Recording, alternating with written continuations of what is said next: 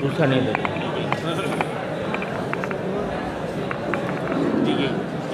یہی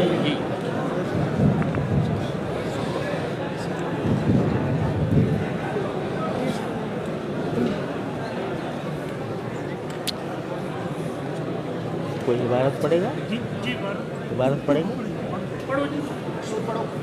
بسم اللہ الرحمن الرحیم الحمد للہ وکفی والصلاة والسلام علی سید الرسل وخاتم الانبیاء اما بعد باب قول اللہ تعالی ونضع الموازین القسط ليوم القیامة وأن أعمال بني آدم وقولهم يوزن وقال مجاهد رحمه الله القسطاس والعدل بالأمية ويقال القسط مصدر المقسط وهو العادل وأما القاسط فهو الجائر وبالسند المتصل منا إلى الإمام الهمام قدرة علماء الإسلام أمير المؤمنين بالحديث وشيخ الإسلام أبي عبد الله محمد هو ابن إسماعيل ابن إبراهيم ابن المغيرة ابن البرمذة الجعفي البخاري رحمه الله تعالى رحمة واسعة ونفعنا الله بعلومه آمين قال حدثنا أحمد بن مشكاب قال حدثنا محمد بن خضير عن عمارة بن القعقاع عن أبي زرعة عن أبي هريرة رضي الله تعالى عنه قال قال النبي صلى الله عليه وسلم كلمتان حبيبتان إلى الرحمن خفيفتان على اللسان ثقيلتان بالميزان سبحان الله وبحمده سبحان الله العظيم. ماشاء اللہ. بسم اللہ الرحمن الرحیم الحمد للہ رب العالمین والصلاة والسلام علی سیدنا و مولانا محمد خاتم النبیین و امام المرسلین وعلى آلہ واصحابہ اجمعین وعلى كل من تبعهم بإحسان إلى يوم الدين. اما بعد، حضرات علماء کرام، معزز حاضرین اور میرے طالب علم ساتھیوں، السلام علیکم ورحمۃ اللہ تعالی وبرکاتہ.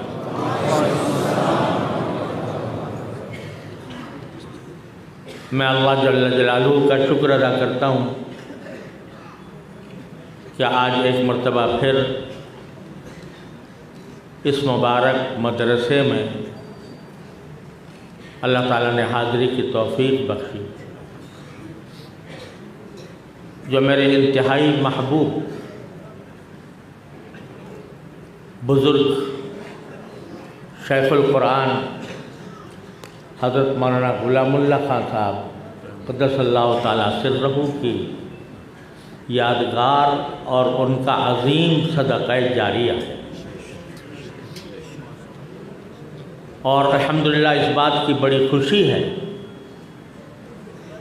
کہ ان کی وفات کے بعد ان کے لائق و فائق فرزند حضرت مولانا اشرف علی صاحب دامت برکاتہم، جو میرے شیخ الشیخ کے ہم نام ہیں، وہ اس مدرسے کی خدمت اور آبیاری کر رہے ہیں. اور اللہ تعالیٰ کے فضل و کرم سے حضرت شیخ القرآن کا فیض ان کے ذریعے جاری ہے۔ اللہ تعالیٰ اس کو ہمیشہ قائم و دائم رکھے۔ حضرت شیخ القرآن قدس اللہ تعالیٰ سرہ کی شخصیت انتہائی محبوب شخصیت تھی، اور مجھے یاد نہیں ہے کہ کبھی حضرت مولانا کراچی تشریف لائے ہوں اور ہمارے دارالعلوم حاضر نہ ہوئے ہوں۔ حضرت والد ماجد رحمۃ اللہ علیہ بھی ان سے بڑی شفقت اور بڑی محبت فرماتے تھے، اور بے تکلفی بھی تھی۔ تو ایک مرتبہ مجھے یاد آ گئی بات، حضرت والد صاحب رحمۃ اللہ علیہ چونکہ بے تکلف تھے اور حضرت والد صاحب سے پڑھا بھی تھا، اس واسطے ایک مرتبہ میرے والد ماجد رحمۃ اللہ علیہ نے حضرت سے فرمایا، مولوی غلام اللہ، اور میں کل یہ بتا چکا ہوں کہ مولوی بہت بڑی نعمت ہے۔ مولوی سے خطاب کرنا، ہمارے اکابر دیوبند میں اگر آپ دیکھو آپس میں جب بات چیت کرتے تھے، وہاں کہیں مولانا کا لفظ نہیں سنیں گے آپ، وہ ایک دوسرے کو مولوی کہتے تھے، مولوی۔ اور یہی سب سے بڑی نعمت تھی۔ کل میں اس کی تھوڑی تفصیل دوسری جگہ بیان کر چکا ہوں۔ تو کہنے لگے حضرت والد صاحب، بھائی مولوی غلام اللہ صاحب، تم ذرا تھوڑے سخت زیادہ ہو گئے ہو، تھوڑی سی نرمی کیا کرو۔ تو حضرت نے فرمایا کہ حضرت مجھے ایسا سختی رہنے دیجئے، مجھے سختی رہنے دیجئے۔ خذوا بالحمى خذوا بالموت حتى يرضى بالحمى، مجھے اینٹ کا جواب پتھر سے دینے دیجئے، اور پھر لیکن میں ہوں آپ کے ساتھ۔ یہ بات فرمائی، مجھے آج تک یاد ہے۔ میں بھی جب کبھی حاضر ہوتا تھا، راولپنڈی آنا ہوتا تھا، تو اکثر و بیشتر حضرت کی خدمت میں حاضر ہوتا تھا۔ جس زمانے میں میں اسلامی نظریاتی کونسل کا رکن تھا، تو اس زمانے میں بھی بکثرت حضرت کی خدمت میں حاضر ہوا کرتا تھا، اپنی کچھ کارگزاری سناتا تھا۔ حضرت والا اس کے اوپر شفقت فرماتے تھے، دعائیں دیتے تھے۔ تو الحمدللہ ہمارے اکابر کے درمیان محبت اور شفقت کا ایک ایسا رشتہ تھا، لازوال رشتہ، جس کو توڑا نہیں جا سکتا۔ اس لیے الحمدللہ مجھے یہاں حاضر ہو کر ایک قلبی سکون محسوس ہوتا ہے۔ حضرت شیخ القرآن کی یاد آتی ہے تو دل کو سکون ہوتا ہے۔ الحمدللہ اس لیے مجھے یہاں پر حاضری سے بڑی مسرت بھی ہے اور سکون بھی ہے۔ البتہ اب چونکہ وقت بہت کم رہ گیا، لہذا انشاءاللہ میں حسب فرمائش صحیح بخاری کے آخر باب تو انشاءاللہ پڑھوں گا، اور میرے عزیز طالب علموں کی طرف سے فرمائش آئی ہے کہ اجازت حدیث بھی دوں، انشاءاللہ وہ بھی کروں گا۔ البتہ ایک گزارش اس سے پہلے کرنا چاہتا ہوں۔ وہ گزارش یہ ہے کہ کچھ عرصے سے ختم بخاری کی تقریبات گلی گلی، محلے محلے، مدرسے مدرسے اس طرح شروع ہو گئی ہیں کہ مجھے ڈر لگتا ہے کہ کسی وقت یہ بدعت کا رخ اختیار نہ کر لیں۔ یہ بھی ایک عرس ہوتا جا رہا ہے، اور اس کا مجرم میں ہی ہوں کہ شاید سب سے پہلے میں نے فیصل آباد کے جامع امدادیہ میں حضرت مولانا نذیر احمد صاحب کے کہنے کی بنا پر ختم بخاری کے اجلاس میں شرکت کی تھی اور کئی سال کرتا رہا۔ اس وقت تک اتنا یہ کام پھیلا نہیں تھا، لیکن اب ختم بخاری کے اندر باقاعدہ لوگوں کو دعوت نامے چھپوا کر، اشتہار تقسیم کر کے، اور پھر لوگوں کو دعوت دے کر، اور پھر کہیں باہر سے کسی کو بلا کر ایک باقاعدہ اجتماع جو کیا جا رہا ہے، میری دردمندانہ گزارش یہ ہے کہ اس پر اب ہمیں نظر ثانی کرنی چاہیے۔ یہ وہ جگہ ہے جہاں سے بدعات کی جڑیں کٹی ہیں، کٹی ہیں کہ نہیں؟ تو اگر یہیں سے اس بدعت کے خاتمے کا بھی اعلان ہو تو بڑی مہربانی ہوگی۔ یا میں کہتا تو نہیں کہ بدعت ہے، لیکن بدعت ہو جائے گی اگر زیادہ اس کا اہتمام ہوا۔ کیوں مولانا عبدالغفار صاحب؟ تو اس وجہ سے میری گزارش یہ ہے کہ بھئی آپ ذرا سوچیں، دارالعلوم دیوبند بھی ختم بخاری ہوا کرتا تھا، حضرت شیخ الہند کے بھی ہاں بھی ہوتا تھا، حضرت شاہ انور شاہ صاحب کشمیری رحمۃ اللہ علیہ کے ہاں بھی ہوتا تھا، حضرت مدنی رحمۃ اللہ علیہ کے ہاں بھی ہوتا تھا۔ کبھی آپ نے سنا کہ ان حضرات نے کوئی بہت بڑا جلسہ کیا ہو ختم بخاری کے لیے؟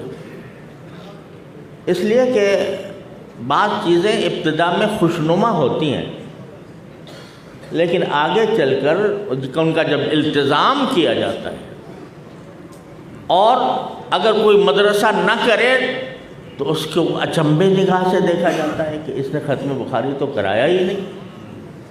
تو یہ التزام میں مالا یلزم یہ خود بدعات کی ابتدا ہوتی ہے۔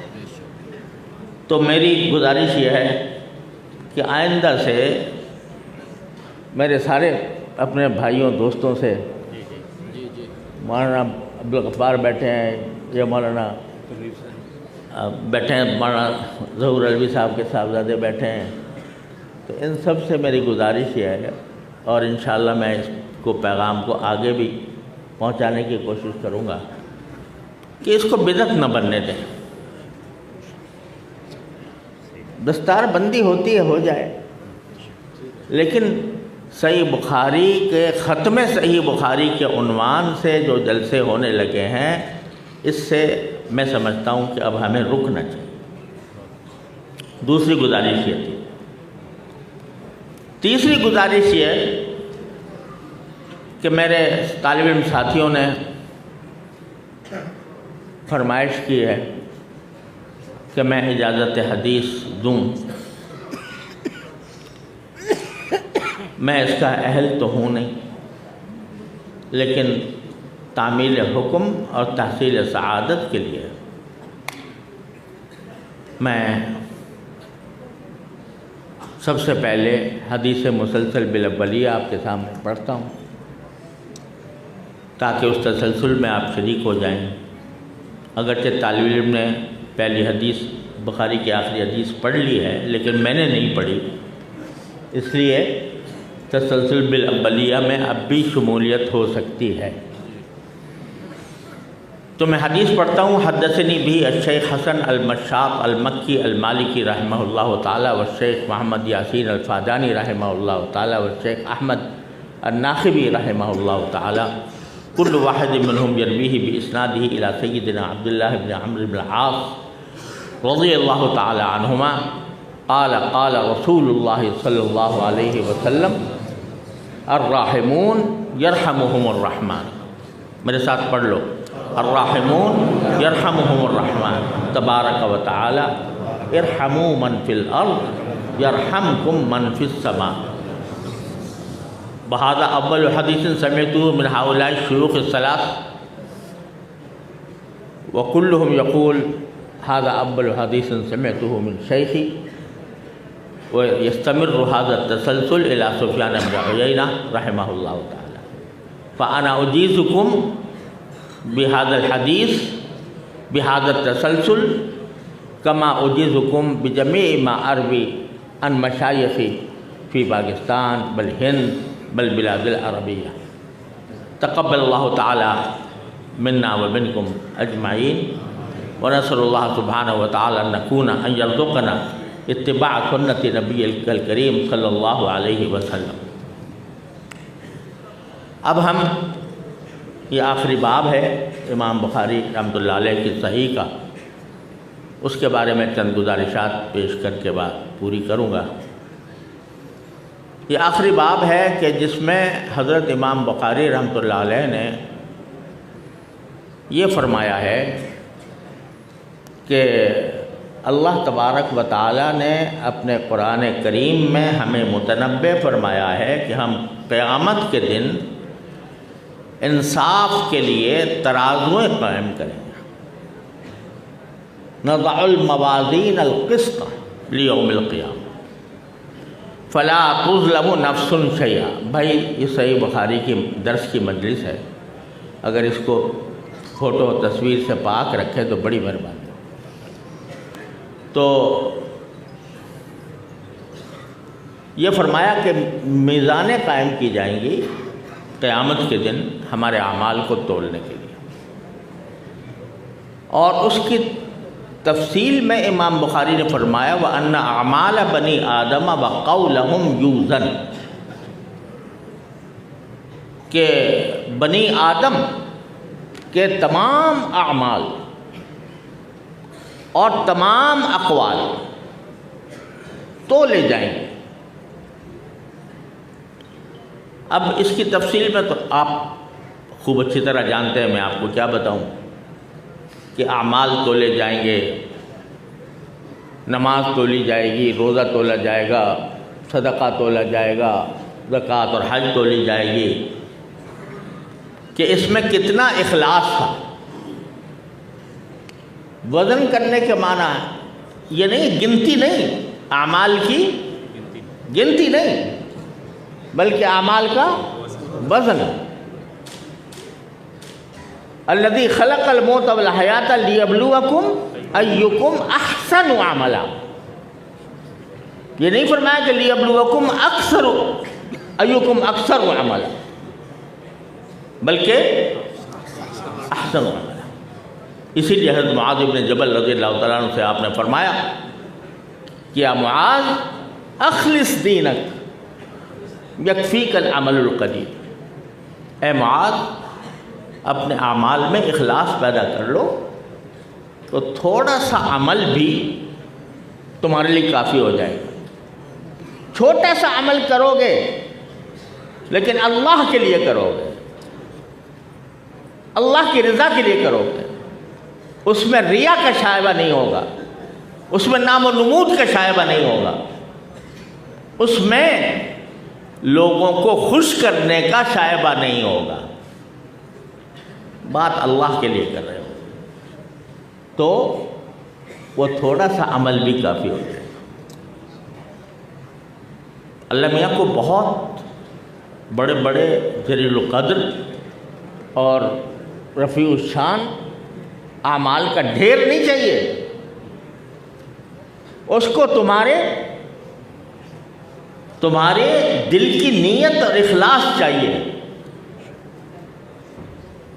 تو اس لیے یہ جو حدیث آتی ہے نا ان اللہ لا ينظر الى صورکم واعمالکم ولکن انظر الى قلوبکم، اللہ تعالیٰ تمہاری صورتوں کو نہیں دیکھتا، تمہارے یہاں تک کہ اعمال کو بھی نہیں دیکھتا، لیکن تمہارے دلوں کو دیکھتا ہے۔ بعض لوگ اس کا غلط مطلب سمجھتے ہیں، الٹا مطلب بتاتے ہیں کہ صورت میں چاہے پڑھ لو، چاہے داڑھی منڈا لو، چاہے صورتیں جو ہیں وہ انگریز جیسی بنا لو اور عمل انگریز جیسا کر لو، نیت ہماری ٹھیک ہے۔ بہت سے لوگ کہتے ہیں کہ نہیں کہ بھائی ہمارے اعمال کو نہ دیکھو، ہمارے دل کی، ہمارا اللہ کا شکر ہے دل ٹھیک ہے۔ کوئی آدمی نماز نہیں پڑھ رہا، کہتا میں تو خدمت خلق میں لگا ہوا ہوں، لہذا مجھے نماز کی کیا ضرورت، میرا دل ٹھیک ہے، اللہ کے لیے میں خدمت کر رہا ہوں، نماز پڑھنے کی کیا ضرورت، داڑھی رکھنے کی کیا ضرورت، سنت کے اتباع کی کیا ضرورت۔ अलियाज़ु बिल्लाह, ये गुमराही है। ये माना नहीं है इसको। माना यह है कि अमल के ज़ाहिर को नहीं देखता अल्लाह तबारक व तआला, अमल के बातिन को देखता है जो तुम्हारे दिल में, कि तुमने किस दिल के साथ क्या अमल किया है। बाद औक़ात अच्छी नीयत होती है, छोटा सा अमल होता है, अल्लाह तबारक व तआला उसके ज़रिए बेड़ा पार कर देता है। तो इस वास्ते इमाम बुखारी फरमाते हैं कि भाई सब कुछ पढ़ लिया, सारे अहकाम हासिल कर लिए, अब इसकी फ़िक्र करो कि तुम्हारे अमल में वज़न पैदा हो। वज़न पैदा होगा इखलास से। और खूब अच्छी तरह समझ लें, इखलास जो है ना, ये शैतान का सबसे बड़ा हरबा है। सबसे पहला हमला शैतान का वो इंसान के इखलास पर होता है। ख़ास तौर से हम लोग जो है ना पढ़ने पढ़ाने वाले सबसे बड़ा हमला हम पर होता है। हम पर होता है कि दिल में ख्यालात पैदा कर देता है शैतान, मैं यूँ कहूँगा तो वाह वाह होगी, मैं इस तरह बात करूँगा तो लोग तारीफ़ करेंगे, लोग मेरे गुण गाएंगे, मेरे हक़ में नारे लगाएंगे। बस ये ख्याल जब पैदा हुआ तो शैतान का दाव चल गया, बड़े से बड़ा अमल अकारत हो गया। तो हम लोग बड़े ख़तरे की हालत में हैं, जिनके साथ इल्म की कोई निस्बत लगी हुई है।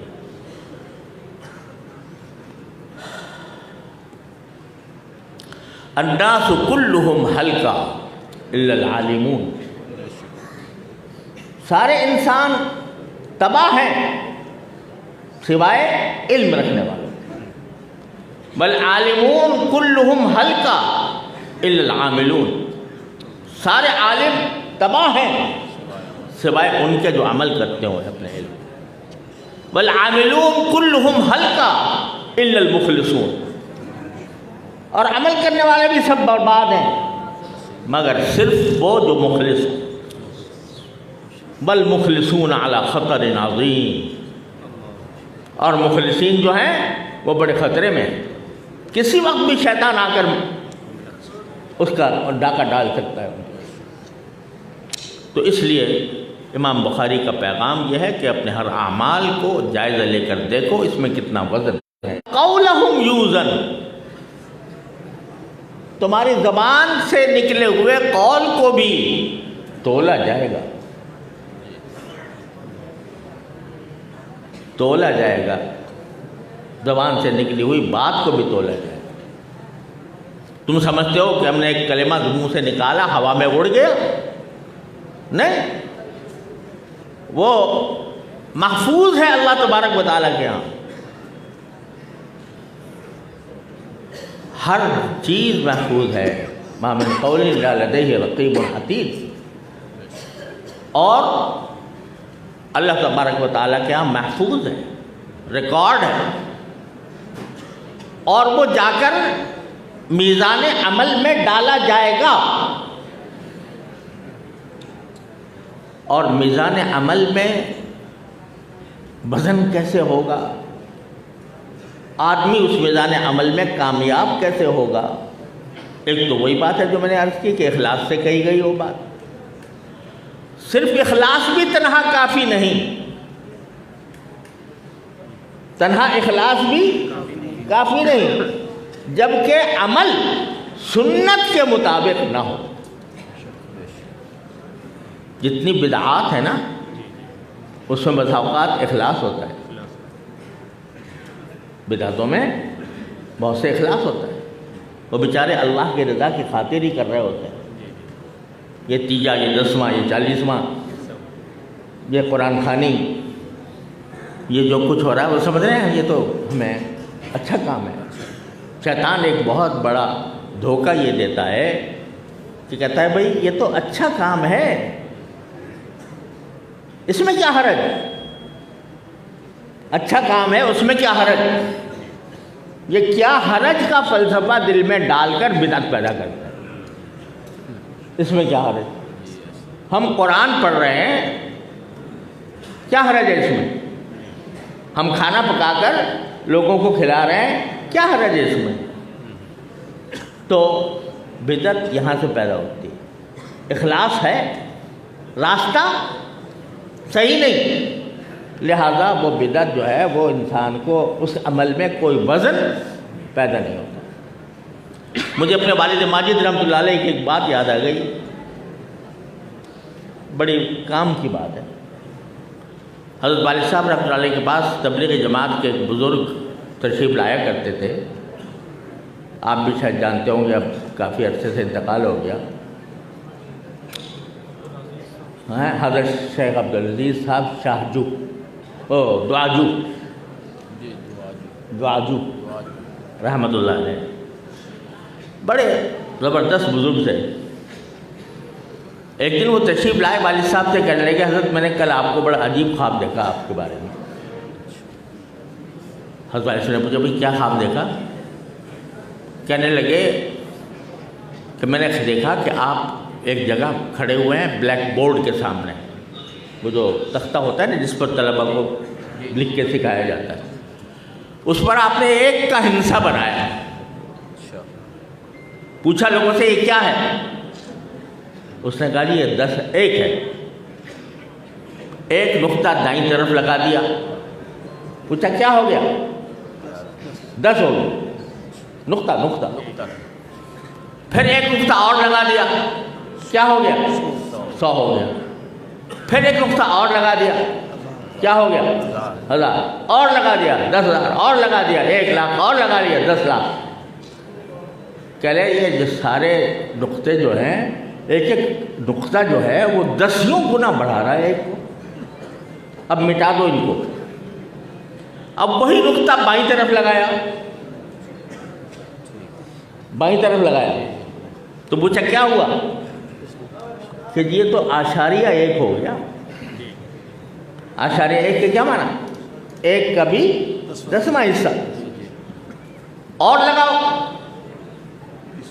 تو 100، وہ ایک اور لگا دیا تو کیا ہوا؟ 100واں حصہ، ایک اور لگا دیا، کیا ہو گیا؟ 1000واں حصہ، اور لگا دیا تو 10,000واں حصہ۔ تو دائیں طرف جو تم نقطے لگا رہے ہو اس سے ہر نقطے پر 10 گنا بڑھ رہا ہے، اور بائیں طرف جو نقطے لگا رہے ہو اس سے 10 گنا گھٹ رہا ہے۔ دائیں طرف جو نقطے لگ رہے ہیں یہ سنت ہے، اور بائیں طرف جو نقطے لگ رہے ہیں یہ بدعت ہے۔ دیکھنے میں وہی نقطہ ہے لیکن بائیں طرف لگ گیا، تو اس نے اس کو بدعت بنا دیا۔ تو اگر غلط طریقے سے ہو، غلط طریقے سے مراد یہ کہ جو ما انا علیہ واصحابی سے گزرا ہوا ہو، تو وہ چاہے دیکھنے میں اچھا عمل معلوم ہو رہا ہو، وہ اللہ کے ہاں اس کی کوئی قدر و قیمت نہیں۔ میں مثال دیا کرتا ہوں کہ اگر آدمی کوئی مغرب کی 3 رکعتیں ہوتی ہیں، کسی کے دماغ میں خیال آئے کہ یار یہ 3 رکعتیں جو ہیں یہ تو کچھ اور قسم کا عدد ہے، پورا 4 کرنا چاہیے، تو 3 کے بجائے وہ 4 رکعتیں پڑھ لیتا ہے مغرب کی۔ بتاؤ اس نے کیا برا کیا؟ کچھ قرآن زیادہ پڑھا، کچھ ذکر زیادہ ہوا، ایک رکوع زیادہ کیا، 2 سجدے زیادہ کیے، درود شریف پڑھا، تو بظاہر تو سب کیا ہے؟ نیک کام ہے نا، لیکن نبی کریم سرورت عالم صلی اللہ علیہ وسلم کے بتائے ہوئے طریقے کے مخالف ہے۔ اس واسطے وہ 4تھی رکعت کا تو کیا ثواب ملتا، وہ 3 کو بھی لے ڈوبے گا، کیونکہ نبی کریم صلی اللہ علیہ وسلم کے طریقے کے مطابق۔ تو 10، یہ ذرا اس طرف میں توجہ دلانا چاہتا ہوں کہ قول میں بھی یہی بات ہے۔ قول ایک تو اخلاص ہو اس میں، دوسرے اعتدال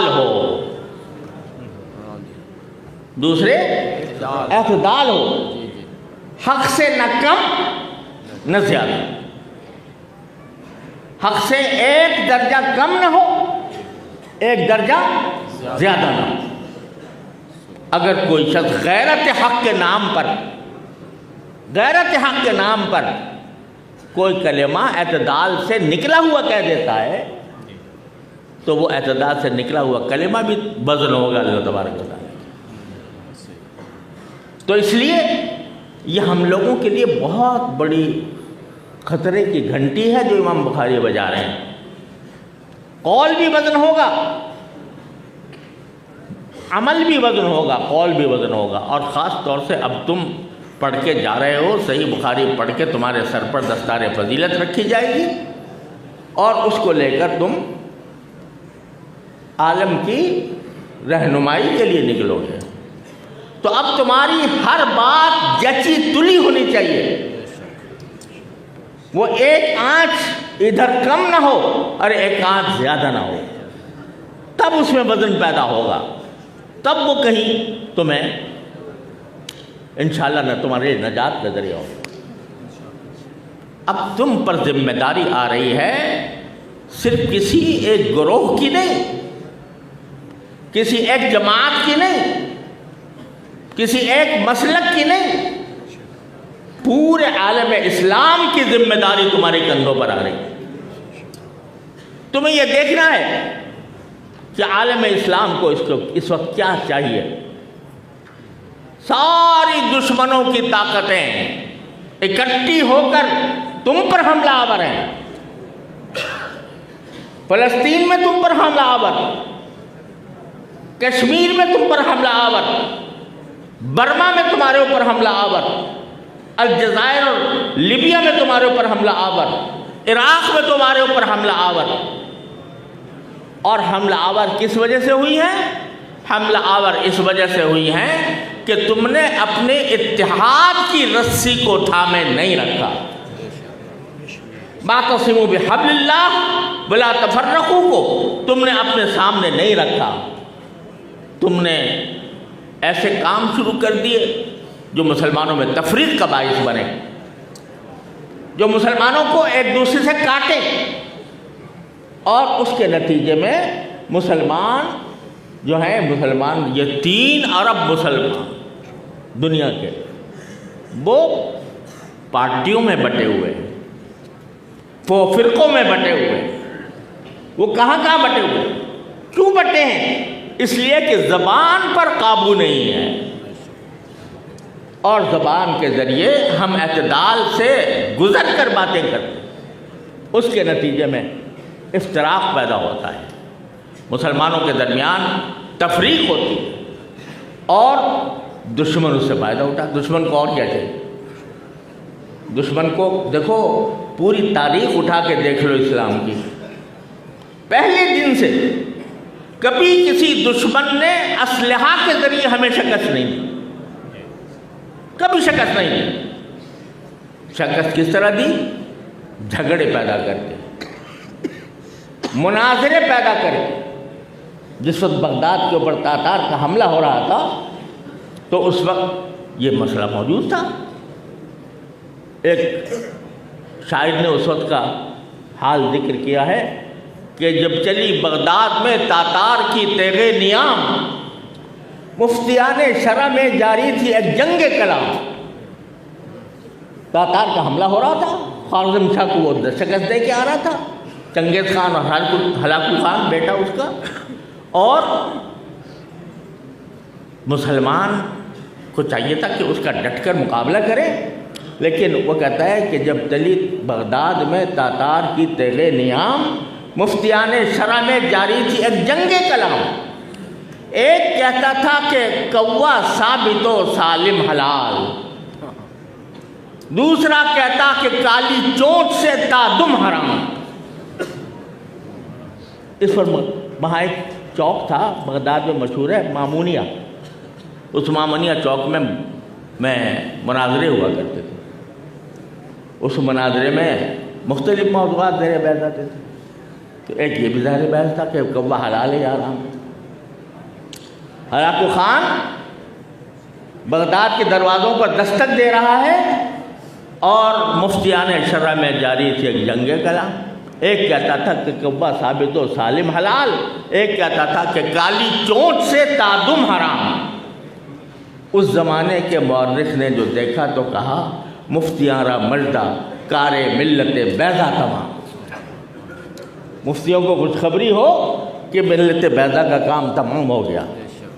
ہلاکو خان نے آ کر ساری ہمارے علوم کی کتابیں دریائے دجلہ میں بہا دی، اور دریائے دجلہ کتابوں کی سیاہی سے اور مسلمانوں کے خون سے رنگین ہو گیا۔ تو ہمیں امام بخاری یہ متوجہ فرما رہے ہیں کہ اپنے اقوال میں اعتدال پیدا کرو، اعتدال پیدا کرو۔ اعتدال پیدا کرنے کا معنی یہ ہے کہ جو بات نکلے وہ 16 آنے تلی ہوئی ہو، ادھر ادھر نہ۔ اور یہ دیکھو کہ اس وقت امت مسلمہ کے لیے اہم مسئلہ کیا ہے؟ الاہم فالاہم فالاہم کا اصول ذہن میں رکھو۔ ایسی باتیں نہ چھیڑو جس کے ذریعے مسلمانوں میں تفریق پیدا ہو، ایسی باتیں نہ اٹھاؤ کہ جس کا سوال نہ حشر میں ہوگا نہ قبر میں ہوگا۔ ہمارے ہاں ہے یہ مشکل، میں اپنے سب ساتھیوں سے کہا کرتا ہوں، ہمارے ہاں یہ مشکل ہے کہ ایسے مسائل جن کا سوال قبر میں بھی نہیں ہوگا، حشر میں بھی نہیں ہوگا، ان پر مناظرے قائم ہو رہے ہیں، ان کے اوپر ایک دوسرے کے اوپر طعن و تشنیع ہو رہی ہے، اس میں حد سے تجاوز کیا جا رہا ہے۔ تو یہ چیز جو ہے یہ ہمارے قولہم یوزن کے خلاف ہے۔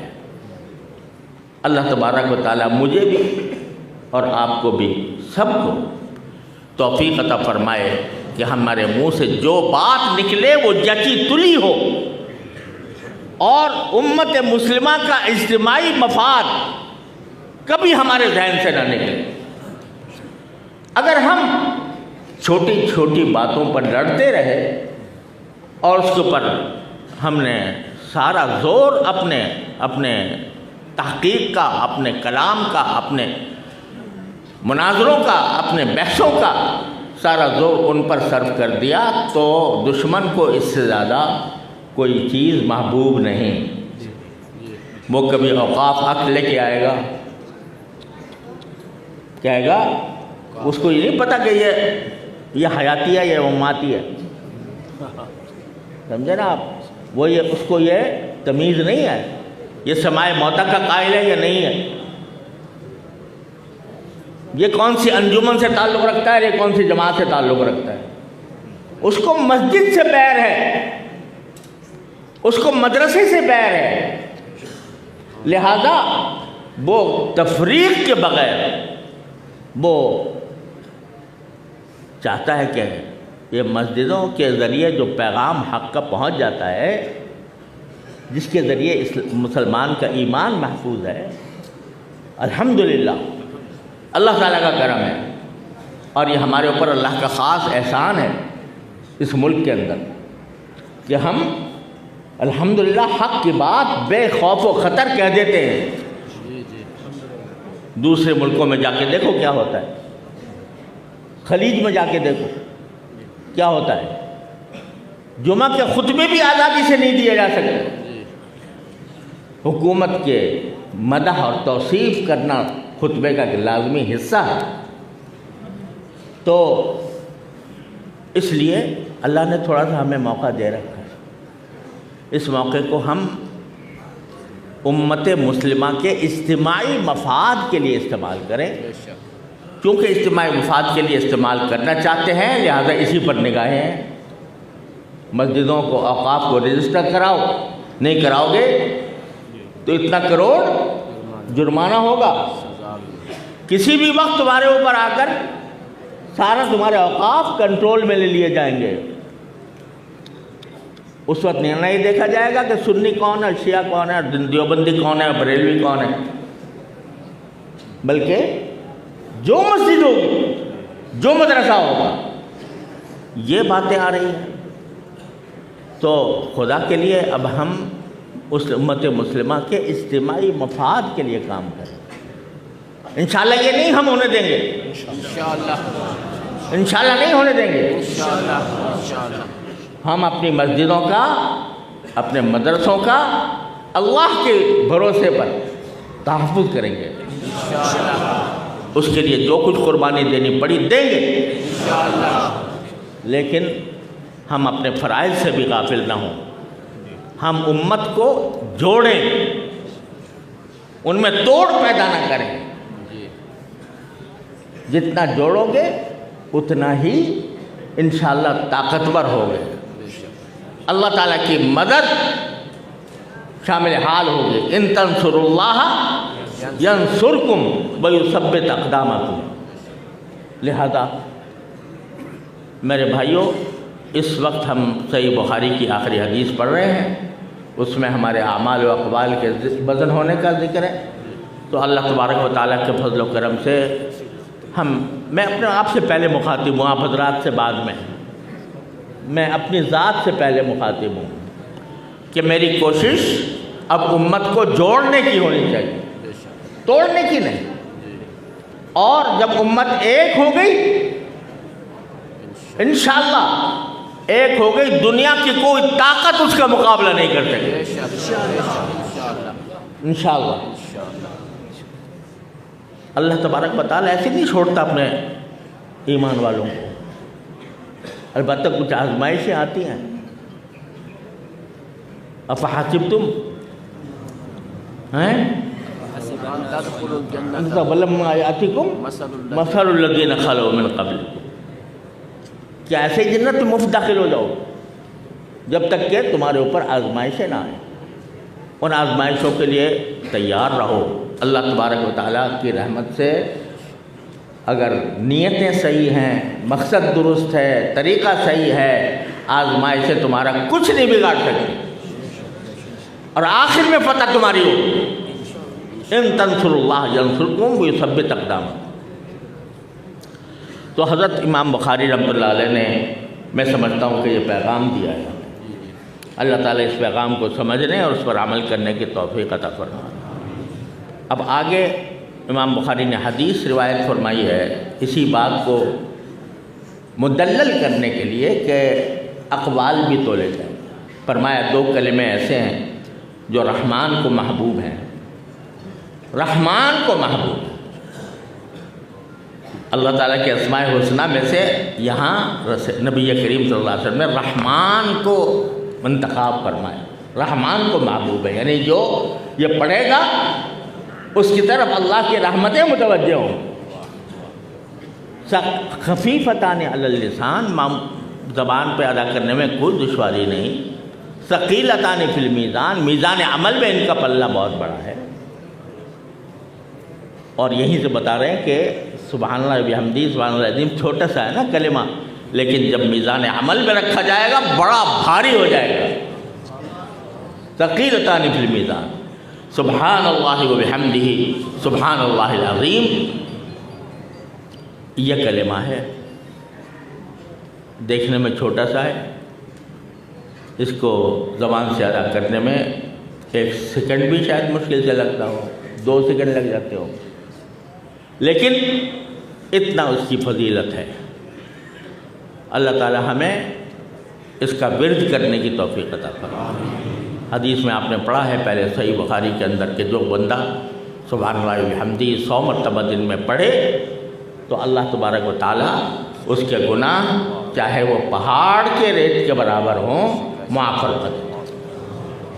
تو اگر میں سمجھتا ہوں اس مجلس میں ہم صرف اسی کی پابندی کر لیں کہ یہ کلمہ روزانہ 100 مرتبہ اللہ تعالیٰ کی بارگاہ میں پیش کیا کریں تو ہماری مجلس کا انشاءاللہ بہت بڑا نتیجہ ہوگا. یہاں نظر نہیں آتا، اس کے انوار، اس کے برکات، اس کے محارب انشاءاللہ وہاں جا کر کھلیں گے. تو بھائیوں، بس یہ چند گزارشات تھیں. اللہ تبارک و تعالیٰ اپنے فضل و کرم سے، اپنے رحمت سے ان گزارشات پر مجھے خود بھی عمل کی توفیق عطا فرمائے، آپ حضرات کو بھی عمل کی توفیق عطا فرمائے.